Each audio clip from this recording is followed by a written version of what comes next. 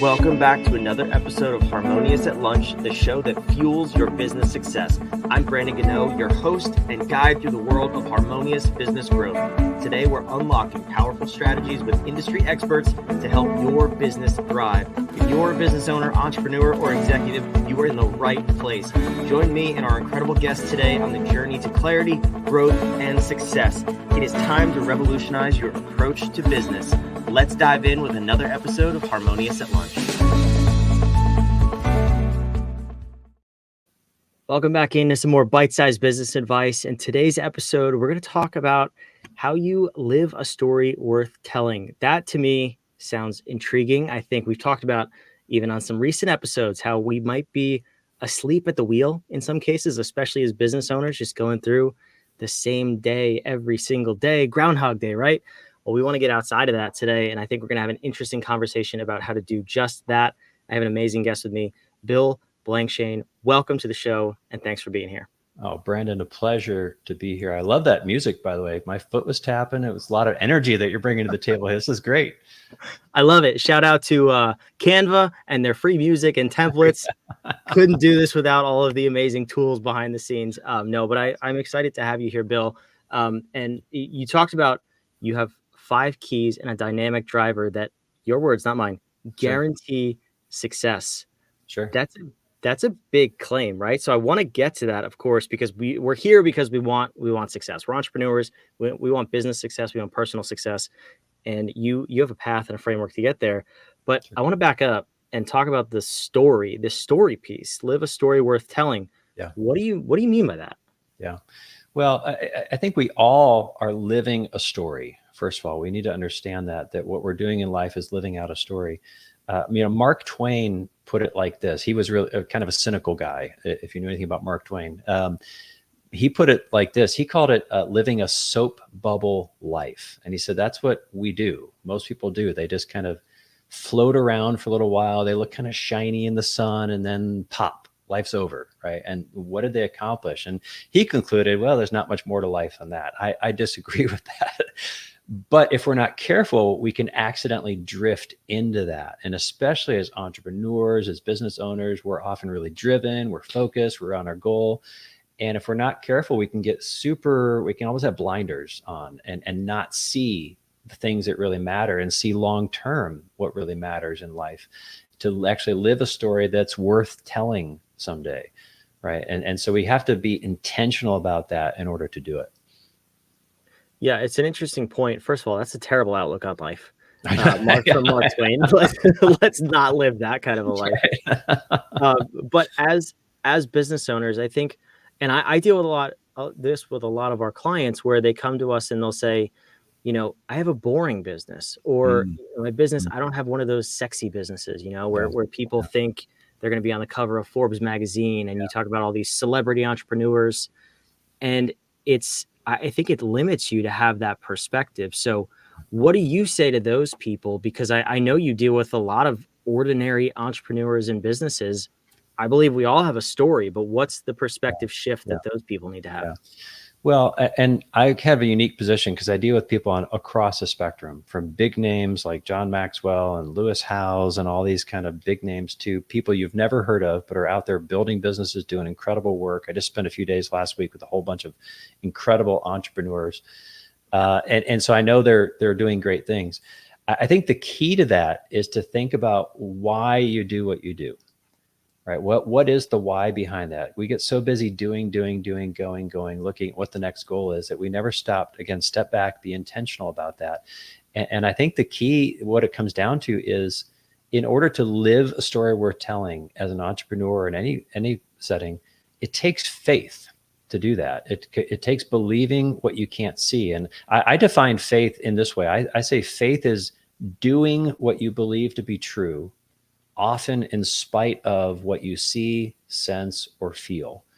And as I said, it begins with doing. Faith is action, right? You don't know what you really believe until you act on it. Then you find out. And so, entrepreneurs, we're used to this. We're used to, hey, I believe this, so I'm going to step out, I'm going to take some risk, I'm going to do some things. But it almost feels like in the business box, that's easier than with all of life. right? And what purpose does my life have? But it takes faith to believe that I have a purpose, that I'm going to set out on a long journey. And in the day to day, I have to believe that I'm headed to a destination that's worth going. Yeah, entrepreneurs definitely demonstrate faith in a purpose.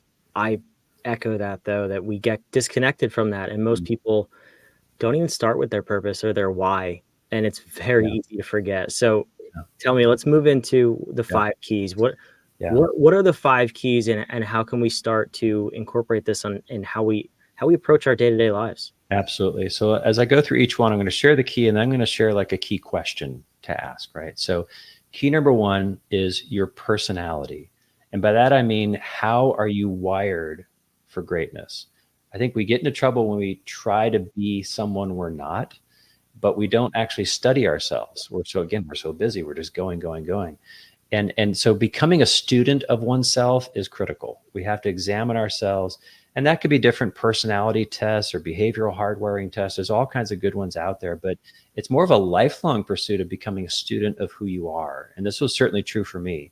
I went through this process to really figure out how I'm wired for that. And what I came away with was a strengths statement for my life, so that I know I'm at my best when I am creatively questioning, connecting, and communicating in the context of my beliefs. So when I'm doing something that fits all those things, that's my sweet spot. I'm good at it. I love doing it. I'm really passionate about it. And because of that, I've been able to figure out, all right, what is it I want to do, which then resulted in, founding StoryBuilders and really doing what I love to do every day. So it begins there. It begins with that first P of personality. How am I wired, and becoming familiar with that? And you said there was a process you went through. Is that something that, like an external process, or is that something you specifically do? Um, it was something I did. It was organic, right? It was really involving that of taking all these different assessments, everything I could get my hands on, studying myself, seeing what really lights me up, what energizes me, what am I both do I love to do and I'm good at, and then what do I not love to do, what frustrates me, and really becoming a student of myself, so that I could then get to this place of being, that strength statement was a result of multiple years of distilling down a process. Could I do it faster? Absolutely. But at the time I was running a school and nonprofit organization and had 6 kids and all that fun stuff. So I had a lot on my plate. So it took a little longer, but yeah, just working your way through that. Again, being intentional about moving it forward all the time. I like that.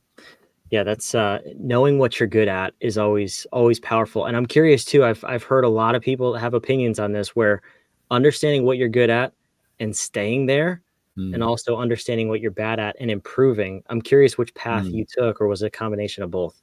Yeah, well, I'm a big fan of what Marcus Buckingham ascribes to, which is, most people think if I can work on my weaknesses, that's where I'll show the most improvement. I don't agree. I agree with Marcus that, in fact, if you're good at something, lean into that, do more of that, and minimize your involvement with things you're not good at. We all have to do things that aren't in our sweet spot all the time. That's the way it should be. But at the end of the day, you're not serving anybody else well by putting more time into places you're just naturally not wired to be good at. And we need to be okay with that. We need to understand we're not all wired to be great at everything, which is why we need each other, right? But everyone's wired for greatness. It's just not everybody's wired for greatness in the same way. That's a good perspective. I like that. So the second P, what's the second key here? Yeah, the second key is something that I think a lot of people avoid, but it's your past. Hmm. Right. You have to pay attention to your past. What has happened to you to this point? And here's where I think people make a mistake, is they don't understand the value of their past, the value of their story to date, because it's their story. And so it feels normal. It feels like it's no big deal, or in fact, something to be embarrassed about, or a failure, or something like that. But what they miss is that your past is what positions you to share a story and live a story in a way that no one else does, right? We think of the wisdom literature. The book of Ecclesiastes says there's nothing new under the sun. That's true, except the story for each person that is presenting it is different for every single person. No one else has the same story in the whole history of the world. No one else has had exactly the same experiences, exactly the same ups, downs, successes, failures, all that kind of stuff. No one has that. It's unique to you. So understanding that value. So it's asking the question, where have I been? Right. Being okay with looking back and even in some cases, bringing some healing to that process where there's trauma or scars in that process, and figuring out how do those pains and struggles, who does that position me to help? Because of that, there are certain people who I will connect with better than others. And who is that? And that really positions you for what is my unique message going to be to the world? Mm. What do you look for in someone's, like, you're going to work with them as a client? Sure. What are some things that you are going to ask them to develop that story and help them bring about, who am I meant to serve and what's the Yeah. message that I have for the Yeah. world? Yeah. Well, one really clarifying question I have found is to early on, we call it our story focus question, is to ask, hey, if someone were to read a book that you were to write, let's say we're talking about writing a book, which we do all the time. Someone were to read a book, what's the one thing that if they got nothing else out of this book, they read it, they closed it, they walk away, what's the one thing you would hope they would not forget? And that I have found is a very clarifying question that helps people distill it down into a single statement. This is the essence of my message. This is where I'm passionate about. And then once you get to distill that down, then you can blow it up. All right, well, this whole book then has got to be about unpacking that one thing. And then maybe you're doing a keynote or different things like a digital course or workshop training, whatever the case may be. It's really an extrapolation of that. So you got to get focused in before you can go larger out. That makes complete sense and it's so logical, but I have to also think on the flip side of that, unless that's the first question that you lead with people, when people initially approach this process, they would probably have a bunch of ideas. So Sure. where do people usually start? Like, how many different points do they Yeah. want to hit on? And I'm also trying to relate this to not specifically a book, but your life, right? We're Sure. trying to create a Sure. story that you're living out. So before we focus in on that, where do typically Yeah. people find themselves? Yeah. Well, I think typically they find themselves in this conundrum, if you will. I call it the creativity conundrum often, especially for entrepreneurs, that it's almost like the more creative ideas you have, the harder it is to execute on any of them because you're just paralyzed by what you could do, right? And so one of the things we do early on in the process is invite people to just dump it out, right? Don't judge any of it. Let's just dump it out. Let's put it all on the table. Let's have discussions about what is that? Why does it matter?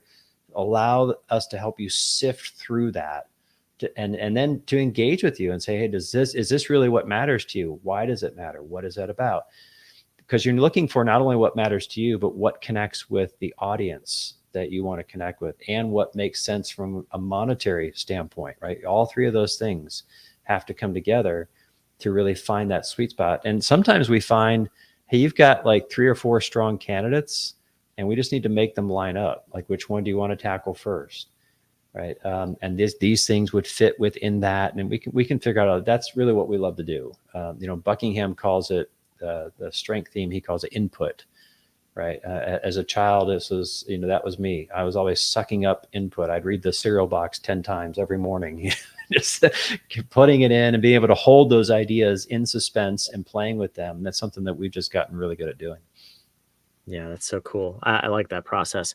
Okay. The third key, what do we got? Third key is the people, right? So we got your personality, your past, and now the people. And the question is, who shapes your story? Not only, first of all, there's people in your past who have shaped your story. You need to recognize who they are and whether or not you want to keep them in that story. But when I think about going forward, I think of people as, people who are toxic at the lower end of the scale. Then you got people who are kind of drainers from you. And the kind of the positive side, you got people who are gainers, and then you've got people who are like your heroes at the upper level of that. And then right in the middle, you've got people who are really kind of where you are, right? And so what I always encourage people is have some heroes, certainly people you're trying to aspire to, but the people who are going to be most valuable to you are going to be those gainers, those ones that are a step or two ahead of you, that it feels like you can still connect with them where they are, feels like they're just a little bit further ahead. You can reach ahead and actually achieve that. And that pulls you forward, right? So find the gainers and hang out with them as much as you possibly can. Serve the people around you at the time, so you become known as someone who is serving them. And toxic, of course, avoid them. and even the drainers, right? Minimize your time with them so that, you can then be intentional about who's shaping my story, because we often don't even realize the tremendous impact that people have on our mindset in that process. Yeah, that principle definitely changed my life. The saying, you're the average of the 5 people you spend the most time with, um, originated, in fact, from the Bible. It's said over and over and over that you become who you spend time with, who you associate with. Sure. And one of those things that I've always questioned about that very principle Yeah. is when you are going to hang out with the gainers. You said specifically, make sure you're adding value and you're being more to that person. How do Sure. you prevent being a drainer if they are ahead of you? Like, what's Yeah. the key to that relationship? Yeah. Well, you just said it when you talk about adding value, right? And the key is, we just finished working on a book with Lewis Howes and we were talking about some of these ideas that, in fact, and it was the way he did it actually in building his platform. Was he served other people. He saw something that made him unique, what he knew, and he just went out there and did it for free, right? StoryBuilders actually came to be because of a project while I was still running this private school in Ohio, on the side with 6 kids and all that kind of stuff.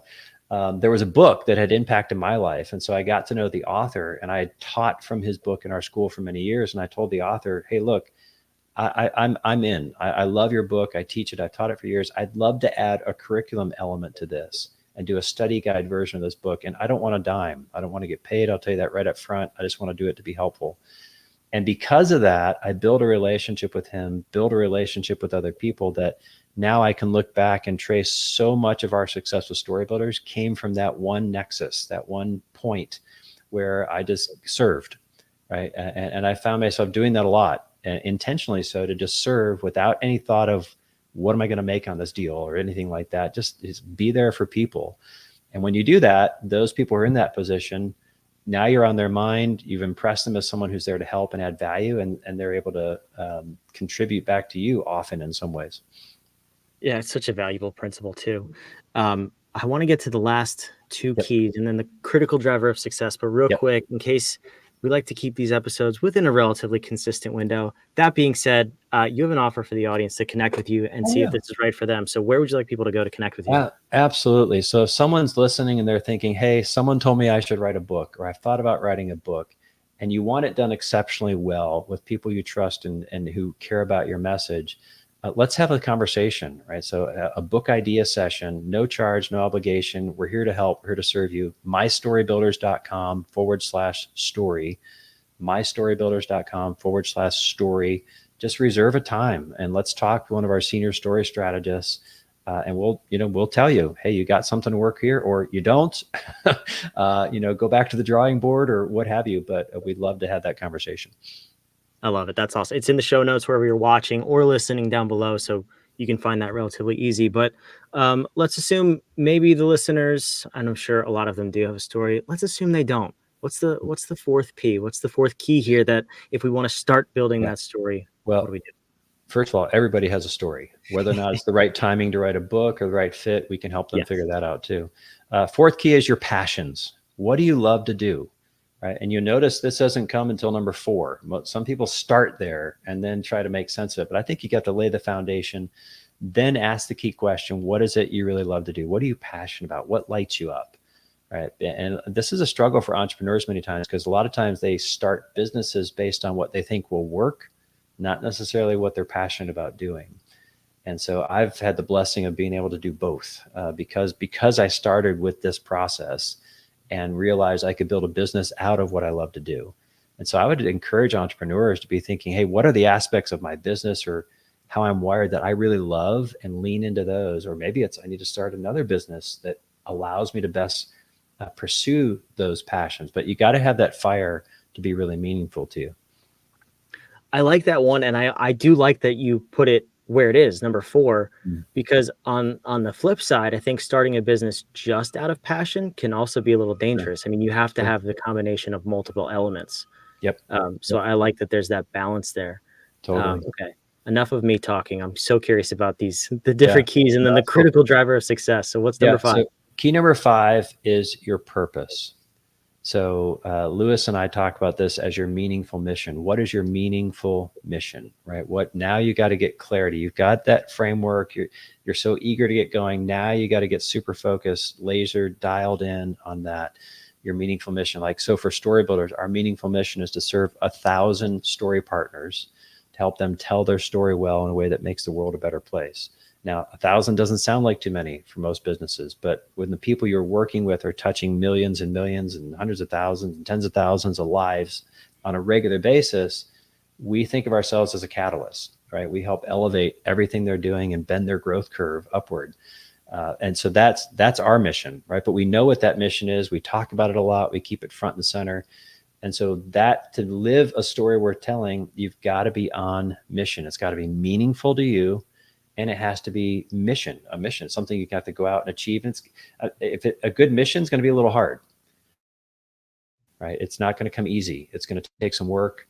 It's going to take some mountains, that you're going to encounter. But we have to remember that mountains make the best settings for stories, right? Think about Lord of the Rings, for example. What do? They're always walking over mountains. That's part of the symbolism of how difficult it is. So purpose is really where it begins. I like that. Can you talk for just quickly about, because I'm sure you meet a lot of people who don't have that fleshed out yet, with a lack of purpose from a business side, from a personal and life perspective. Where do you see people typically end up if they're not crystal clear on what that purpose is? They end up in that soap bubble life. They look shiny, they look iridescent, they look cool, but there's just nothing inside, right? They go through the motions. This is why, for me, it always comes back to authenticity. It's one of our core values with our company, and for me, is that you got to be real, right? Wherever you are, whoever you are, be the same person, walk in integrity in that way. And I think a lot of people, when they don't have that purpose, they just drift, and they feel empty, but they can't quite put their finger on why. Right. And so even if people come to us and they're like, oh, I'm not really clear on my purpose, that's fine. Might not be the right time for us to work with you. Right. So we're happy to give that feedback because we put people first.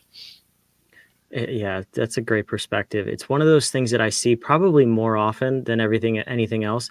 And I'm sure you do too. I was just on a call, as a matter of fact, before we started recording this podcast, where the majority of the call, there was, I think, 8 or 9 other entrepreneurs there, was spent with people talking about what markets they should serve.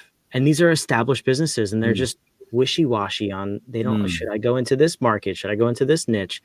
And I just saw, other than anything else, a lack of clarity on their purpose. They didn't have a mission. They didn't know why they exist as a company, or probably as a human being. And you just get so confused without it. Yeah. Well, the quotation that always comes to my mind in these settings is, I think it was Davy Crockett, actually, of all people, one of those frontier guys who said this. He said, really simple, be sure you're right, then go ahead. I like it. If you're sure you're right, then let's do it. I mean, that's how they did it in the frontier days, apparently, but it works well for us too. We can become so paralyzed by, I'm just not sure, I don't know. Well, get sure. And if you're sure you're right, then do it. And what I have found is that when you do it, things tend to work out in ways you never realized they could or would in that process. Yeah, absolutely. So we have promised a critical driver to success that guarantees success. I've been waiting for this one. I can't wait to hear what it is. So tell me, what is it? So I call it the dynamic driver, because it really is what propels someone forward. And the research has shown that if someone will do this, that above all the other things is the key to success. There was a study done in the late 90s of super talented people who had achieved success in all these different areas of life. And it came down to sharing the one thing they all had in common, one thing, and that was the 6th P, if you will, persistence. They simply never quit. So the question is, what will it take to stop you? Right? You can look at a whole range of experts in this space who say the same thing, but I found it true in my own life. Like, what separates the winners from the rest often is they simply never quit. They kept moving forward every single day. They felt like it, didn't feel like it, didn't matter. They kept moving forward. and simply refused to quit. There's a tremendous story here. Take just a minute. I can tell this. This is a book actually by Glenn Cunningham called Never Quit. I don't know if you know the name. Most people don't. He was the first person in history to run a 4-minute mile. It was unofficially a 4-minute mile, which is why he doesn't always get the credit for it, but he had a stellar running career. What few people know about him, though, is that when he was like 8 years old, he and his brother went into a schoolhouse. I think it was in Nebraska, like in the middle of nowhere in the wintertime, went to light the fire. Somebody had put gasoline in the kerosene cans. The whole place just lit up. His brother died. Make a long story short, his brother died. Doctors said Glenn would never walk again. He was so scarred, permanent injuries. They didn't think he'd make it. But not only did he make it, he adopted this mentality of, I won't quit. I'll never quit. I'll never quit. And over the years, he kept walking, running. Everywhere he'd go, once he could run, he started to run, and he just kept running through the history books because he simply never quit. And two things I love about that. One, the only reason I know the story is he wrote a book. That's the power of a book. He's no longer with us, of course, but the book is, right? So the book has staying power. The other thing I love is that the best thing about Glenn is he started a camp for boys who were struggling in life. And through that camp, he was able to help tens of thousands of young men grow up and become better people through the result of that. And it's all because he simply never quit. And so I often am encouraged by that when I feel like, I want to give up. And just take one more step. That's all you have to do. Take one more step. And the reality is the people who don't stop are guaranteed to win because they will be guaranteed to move forward. They're guaranteed to be in a better place as they move that story forward. And it becomes then a story that's truly worth telling. I have seen that play out over and over and over with both myself, with other people, with people I've never met. The persistence, it's got to be one of the hardest things to do, though, because you're getting, in order to have persistence means you're getting constant feedback that you're not making progress or enough progress. Right. And to just continue to push through is just what's required. Yeah. I just had this experience with these guys last week. We were doing a cold plunge. And it was really cold. They really poured the ice in there. It was much colder than it needed to be, believe me. But I got in there, and when I'm doing cold plunges, I always like to use it as an opportunity to work on my mindset. And this was super cold, so cold it was like hurting, right? So I know all the health guys are like, oh, that's not healthy. You shouldn't have done. I get it, but it was a bunch of guys together. I couldn't just hop out, right? So they were all doing 2 minutes. And so I was like, nope, I'm going to develop my persistence muscle here, right? So I kept in for 3, 4. I would have kept going, but I'm like, all right, this is the longest anyone's been in, so I'm good.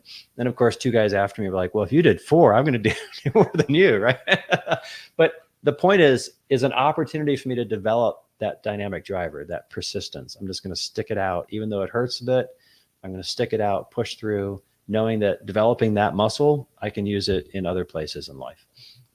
Yeah, there's that crossover too, though, specifically with that story where you go from the persistence muscle to the ego muscle. And I think at 5 minutes, I think that kicks in. At 5 minutes? I've done 7 before, but it wasn't that cold as much as they had. I think the cold determines, when the ego kicks in or not. Yeah, exactly.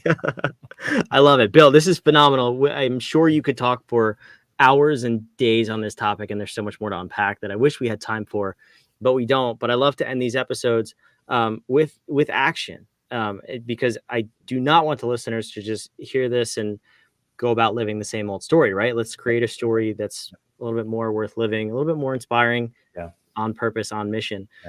So I like to end with a question. We believe that powerful questions get powerful answers. You've asked a number of them over the course of this episode, so feel free to reuse. But my question is based on what we talked about.